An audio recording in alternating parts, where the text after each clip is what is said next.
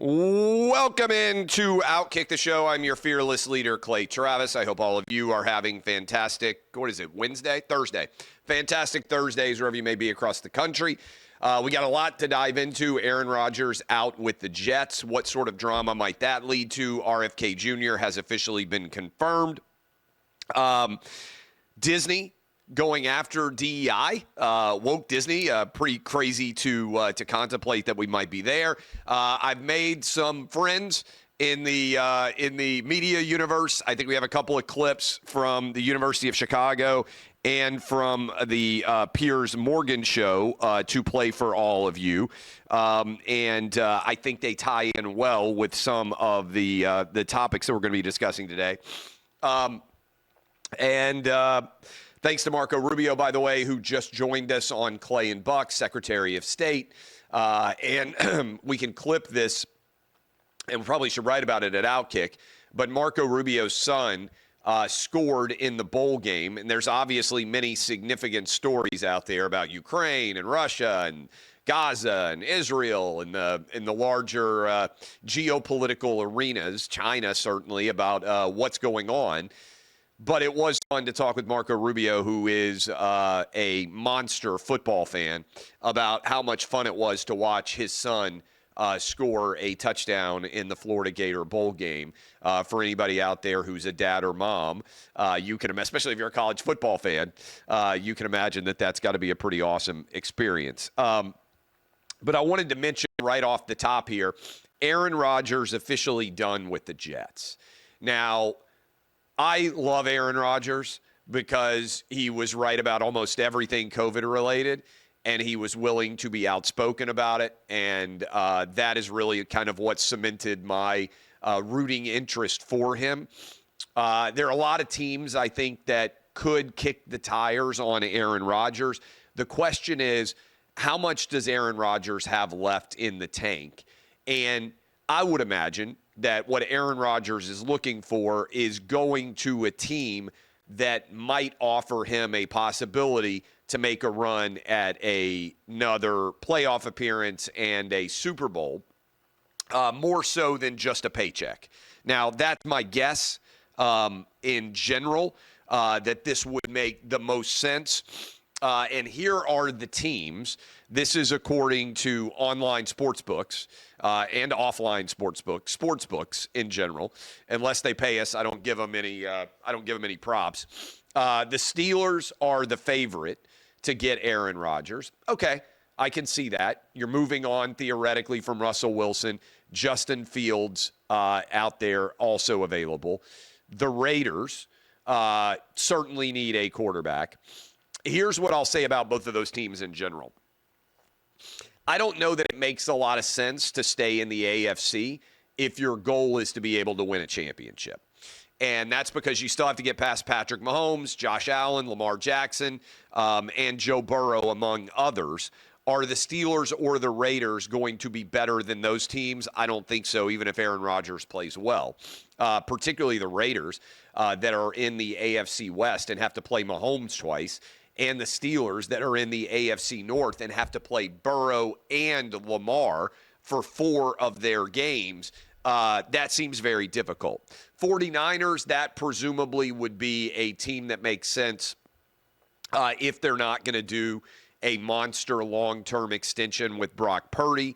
Also, the Colts up there near the top. Colts need a quarterback, but that would be in many ways an acknowledgement that Anthony Richardson is not the future.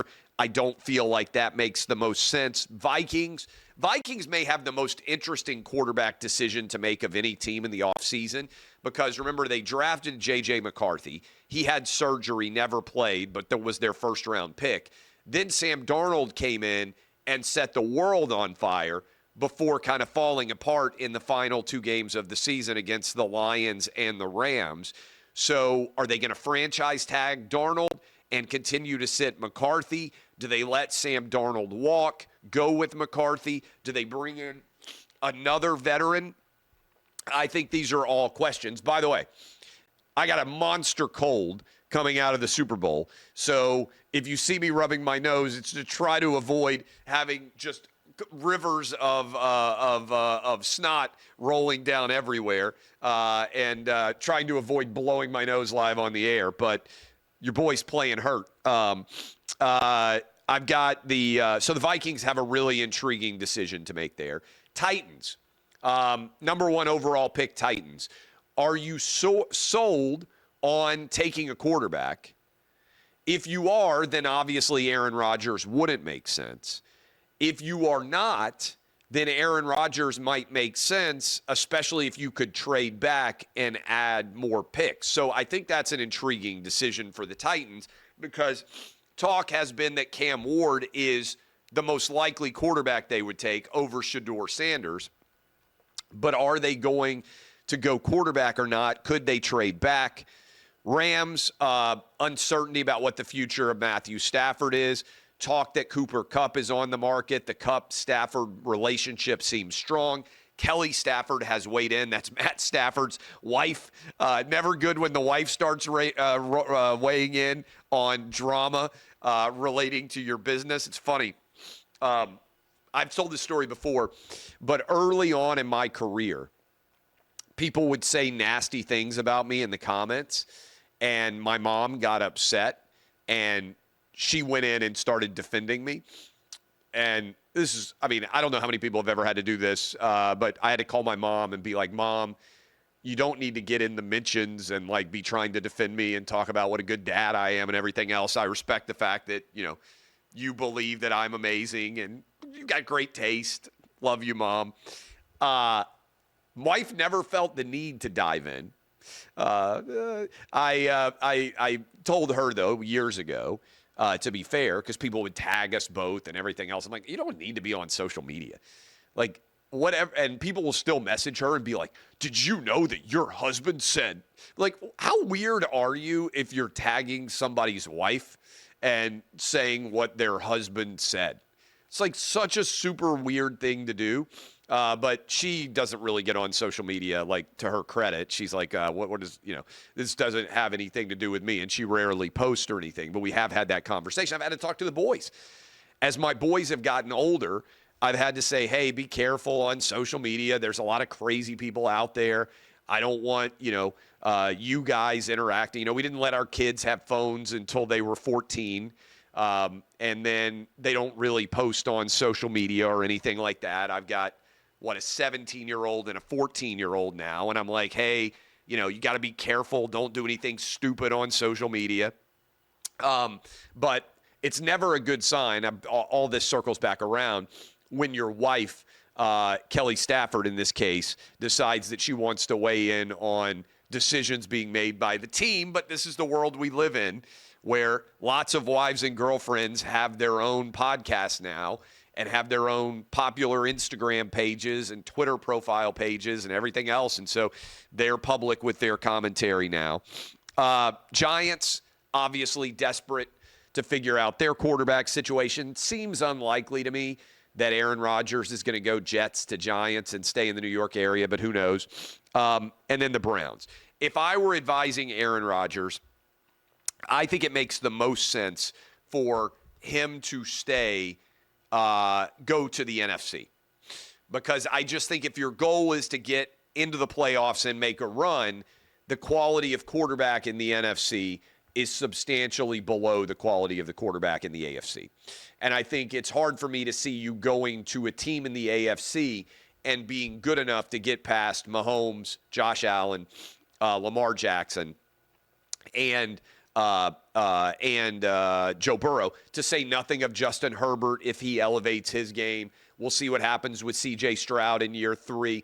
I just think the overall quality of quarterback is far better in the AFC than the NFC. But Aaron Rodgers out. That's my analysis of the market for Aaron Rodgers as you look across a bunch of different teams. Okay, I think do we have 2 clips? I was told we have 2 clips. Do we have 2 clips? One from the University of Chicago that was supposed to play yesterday, and another one from Piers Morgan's show. Is that accurate? Do we have 2 clips? Let me know if we could. All right, let's play. This was supposed to play yesterday, but almost crashed the show, I was told. This is me at the University of Chicago Tuesday night speaking to an audience, several hundred kids, and remind me, because I'm not going to hear it, text me what the topic is of this one, because I don't have my notes from yesterday. I can't remember which one we played. This is one of the clips that we shared. It's up on YouTube. I encourage you to go watch the whole hour 15. This is me at the University of Chicago. A lot of these clips have actually started to go mega viral. This is talking about why young men respond so much to Donald Trump, because they're angry over what happened to them with COVID. Listen. I think for young people, they feel like they've been lied to. One of the guys that brought me here today said COVID shut down his school in March of 2020, and most of the kids in his school, he's a junior, didn't ever return to school. We failed an entire generation of young people. And I think when you have lived through that, you have a lot less credit and faith in the government, just like historically. I think COVID for this generation of young men in particular, who got locked up, who weren't allowed to play sports, all of this, they're angry. And when they see Trump, he seems like an avatar for their anger. All right, that all is up at on YouTube. I encourage you to go check out the full discussion, because I do think it was interesting. And again, thanks to the University of Chicago for having me. One of the topics, the primary topic of the conversation, was gender roles and how it had impacted the 2024 election. And I think that young men who swung massively to Trump over Kamala in 2024 compared to Trump v. Biden are going to continue to move further to the right. And I think COVID is a big reason why. The other thing, and I talked about this some at the University of Chicago, but I want to make this analogy because I think it's really important. The other thing is Democrats are aware that they have an issue with men. CBS poll Sunday, Super Bowl Sunday, men supported Trump 60-40. I don't remember the last time I saw 60% of either sex in favor of men in favor of one candidate. And you saw Trump get cheered at the Super Bowl, which I thought was fairly significant. Why is all of this happening? Because Democrats don't have a masculine man that is at the top of the ticket that voters respond to well. And they know that they have an issue here. The problem they have, and I'm going to make an analogy for you here, is Democrats lack the understanding of how to speak to a man to such an extent that they thought Tim Walz was the answer to their man question. And they trotted out all their media to say, oh, look, he wears camouflage. Oh, look, he goes hunting. Oh, he wears boots. Oh, he's a former football coach. The problem they have is Tim Walz appeals to men like the 40-year-old virgin appealed to people who have sex. Do you remember that scene? And I bet on social we can clip this, where Steve Carell's character tries to pretend how much he likes having sex with women and starts talking about what he likes best about the female body, and everybody else in the room starts looking askance at him because he doesn't sound like a normal dude at all. And the more he talks, the more he fails to connect in a normal way with everybody in the room. That's Democrats with the men that they pick to try to appeal to men. They don't even have the ability to talk to men in a normal way. And so even recognizing they have a male problem, they don't know how to fix it. They think somebody like Doug Emhoff is the answer. Remember when he was the new model of masculinity? They think that somebody like Tim Walz is the model of masculinity. They're just fundamentally wrong. And in a humorous way, Democrats talk to men like Steve Carell in 40-Year-Old Virgin talked about how much he liked women and how much he liked to have sex. They don't know how to translate and speak normal ease to men. And that ties in with what I think sometimes we miss major historical stories because the overall trajectory of American stories today, there's so many things hitting in a Trump era especially every day just pounding us. Big stories, small stories, maybe significant stories. It's just hard to keep up. They flood the zone. But today, RFK Jr. got confirmed. Yesterday, Tulsi Gabbard got confirmed. A couple of days ago, Elon Musk was in the Oval Office answering questions about Doge, the whole goal of which is to make America more efficient. And those three things together are very incredibly important, I think, not only on the present day, but historically, and I think many people are missing it. So let me break this down for you. Elon Musk voted for Joe Biden in 2020. He did not endorse Donald Trump until the assassination attempt in Butler, Pennsylvania, when Trump got up and said, fight, fight, fight. That was when Elon Musk endorsed Trump 2024. Prior to that, Elon voted against Trump in 2016 and voted against Trump in 2020. In other words, one of the reasons why attacking Musk as some sort of Trump stand-in is so difficult is because Trump has only been supported by Elon Musk for about 7 months. Now, this, I think, is actually a huge superpower of Trump, and I'm going to build on it. He doesn't hold grudges for people who didn't support him in the past when they see the light and decide they want to support him in the future, and that's actually very rare in politics, okay? So Elon Musk, Trump supporter only since July of 2024. Tulsi Gabbard confirmed yesterday, entirely on Republican votes. Tulsi Gabbard ran against Donald Trump as a Democrat in 2020 presidential cycle. Think about how wild that is.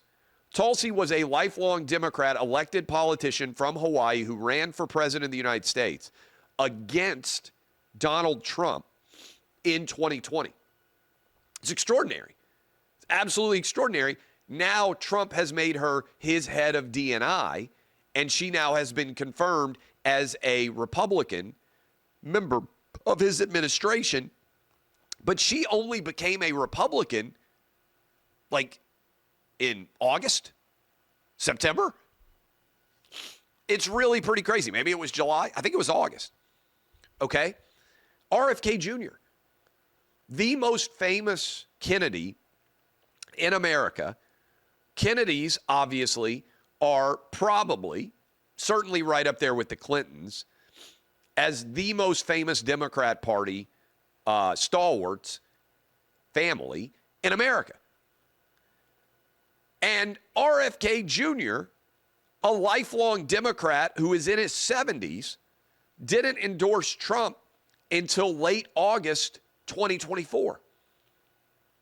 The coalition that Trump has built, Elon Musk, RFK Jr., Tulsi Gabbard, is a transformation of the Republican Party. 3 former Democrats, and by the way, you're watching a former Democrat here as well. I didn't vote Trump until 2020. I voted Libertarian in 2016. I was ahead of the curve of where Tulsi and Elon and RFK Jr. have ended up, but I know their pathway because the party that Trump has now built is primarily one of common sense, no men and women sports, let's end fraud and waste in government, health, hey, let's not let the pharmaceutical industry wildly over-medicate us. Let's make smart decisions with how we make food. Let's get Americans healthy. Let's make Americans healthy again. That's an aspirational goal that all of us should embrace, regardless of political party. And let's let Elon find fraud, but let's believe in American greatness and exceptionalism. That's a brand new party. Meanwhile, Democrats are arguing for reparation for slavery, and they're arguing for men to win women's championships. And they're policing your language like the woman tried to do on the University of Chicago stage with me on Tuesday night. The Republican Party, pre-Trump coming down the escalator, has been completely remade. And every day, there are more people, according to the data, looking around and saying, yeah, I agree a lot of what Trump's saying. America is exceptional. America is great. We need to embrace that. And Democrats, meanwhile, are painting themselves into a corner every day by reflexively opposing what Trump is going to actually be accomplishing. So my point on all this is Trump is just basically executing on common sense. I don't remember any president who has ever done more that I agree with in the first month in office or even close to it. Trump is like, I've made this analogy, Trump's like a baseball player with 20 home runs in April.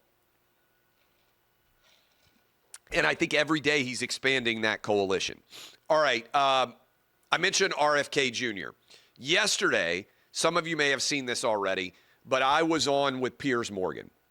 I think Piers does a fabulous show of bringing people of divergent perspectives on and letting them basically hash out arguments in the marketplace of ideas. This is why I went to the University of Chicago, by the way.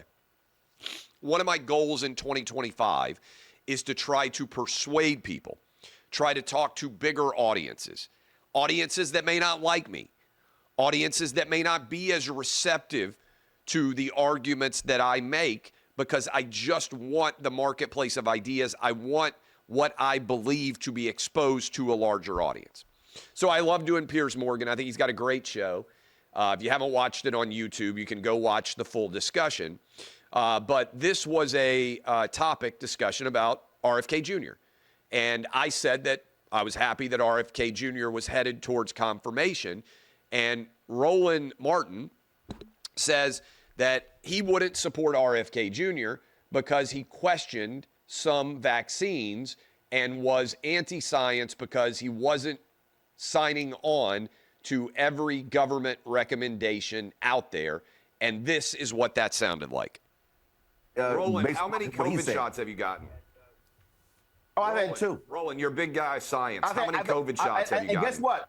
I've had 2, had no problem. And RFK's children have had shots as well, vaccine shots as well. Hold on. But he's also against vaccines. But Roland, the government has told you that you should have had 10. To Africa, why did you stop at 2? And when I traveled to Africa, I just want to know, Roland, the government has told you to get 10 COVID shots. Why did you stop at 2? Questions. I've traveled to Africa twice in the last 5 years, and I've had numerous shots as well. So I have no problem with vaccines, unlike RFK Jr. Okay, but I'm specifically asking, you're going after RFK Jr. for not following government advice. You have chosen not to follow government advice and get 10 COVID shots like your government has told you. Why are you not a science denier? Why are you not a shot denier? First of all, because I'm not a science denier. I'm not a science denier. I'm not a shot denier. And I also believe in vaccines. Why are you denying science by only getting 2 COVID shots? I'm not denying science. Play.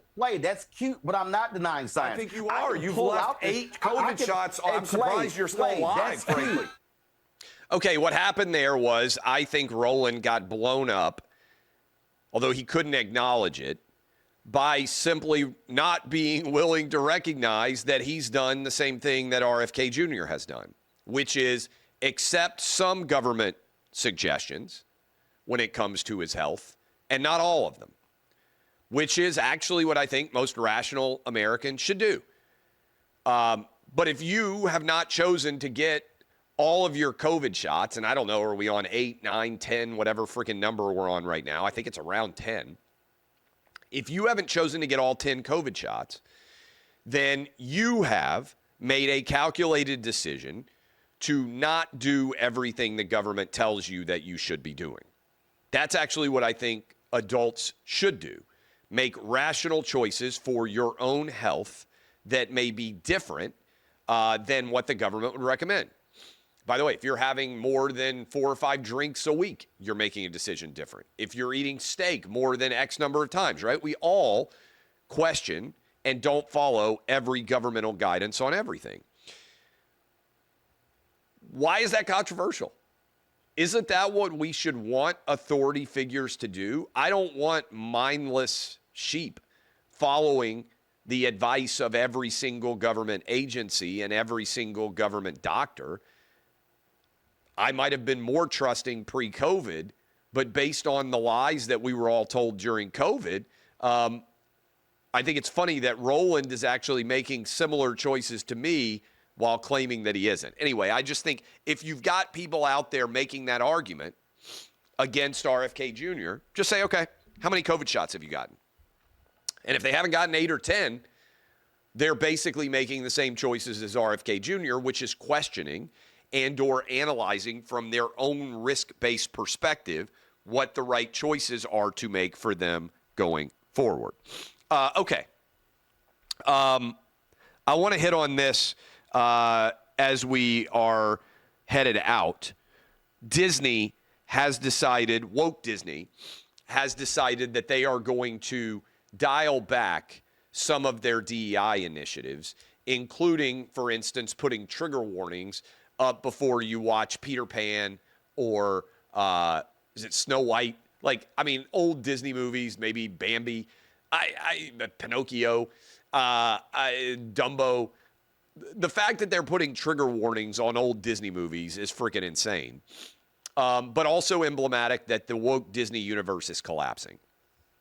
And here's what I would say, and I would tie it in with Nike.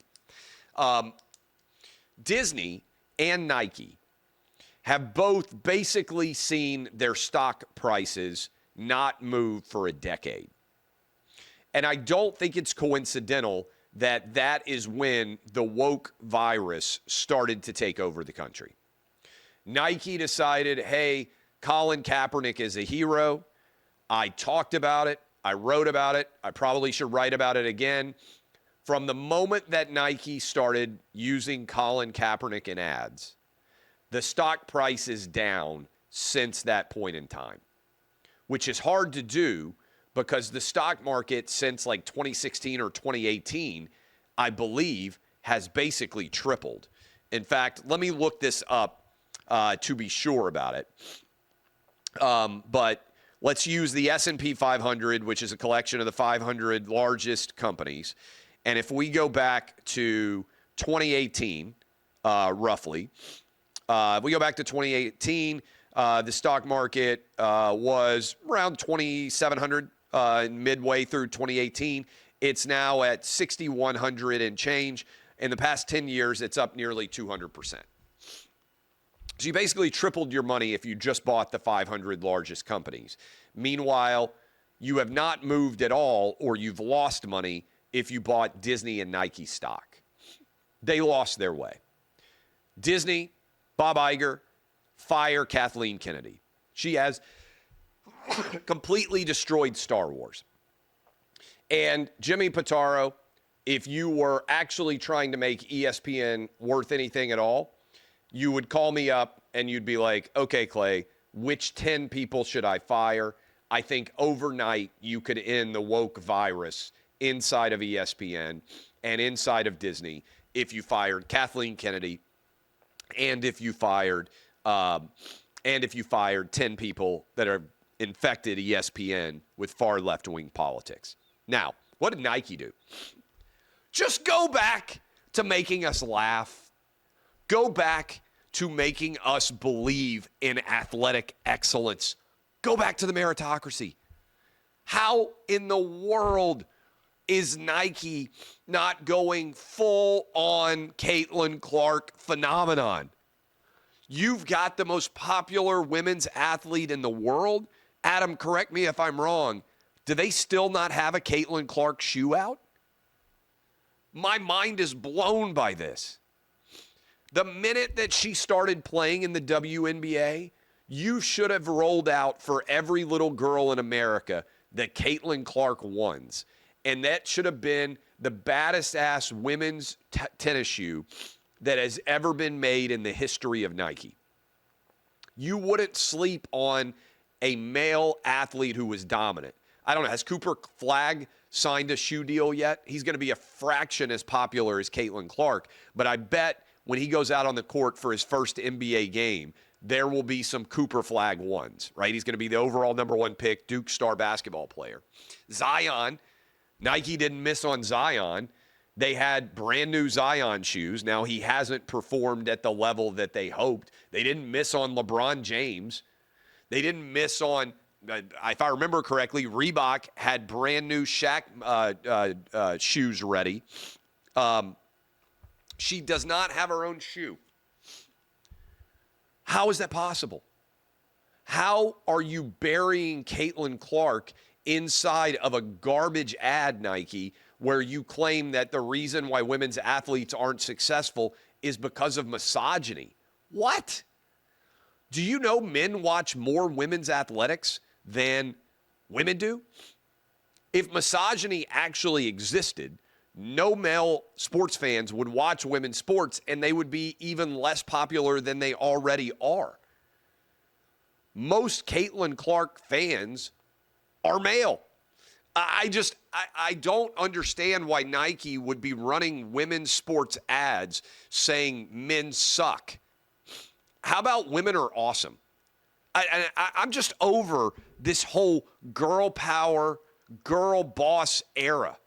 How about just women are great, and you don't have to tear down men to make women great? Like that, the whole pyramid here of identity politics, they are missing the boat. You being great doesn't mean that somebody else has to suck. I don't understand this paradigm that Nike seems obsessed with. Women aren't victims. Caitlin Clark isn't a victim. She's just a great athlete. Sell her excellence. And if you can do it in a funny way, that's even better. I mean, I go back in time. When I was a kid, we couldn't wait to see the latest Bo Jackson ad. We couldn't wait to see the latest Michael Jordan ad. How were they going to entertain us with that athletic excellence? Why not go back to it? What am I missing? The reason we are all fans of sports is because deep down we hope that we might see something we haven't seen before. Isn't that the definition of Caitlin Clark? We're legitimately seeing her do things that we have not seen before. You know, when I would get to go to a baseball game, I didn't get to go to a lot of them, but I grew up a Cincinnati Reds fan. And we would go, my dad would take us. We would go up for a series every year. And I try to take my kids now, a similar fashion, down to go to watch the Atlanta Braves. Do you know what I hoped I might see when I went to go watch the Cincinnati Reds, Eric Davis, Barry Larkin, Chris Sabo, Jose Rio, era Cincinnati Reds? I hoped that I might get to see something that was historic. Maybe Eric Davis would hit 4 home runs. Maybe Barry Larkin would hit for the cycle. Maybe I might be fortunate enough to see a no-hitter or a perfect game. That's why we love sports, because we hope when we are watching that excellence might reveal itself on a level that we have never seen before, that a new bar of spectacular achievement might be set. I don't watch sports to see someone of an identity overcome someone of another identity. I watch sports to see an athlete aim and hopefully achieve excellence. How do they miss the mark so much? How?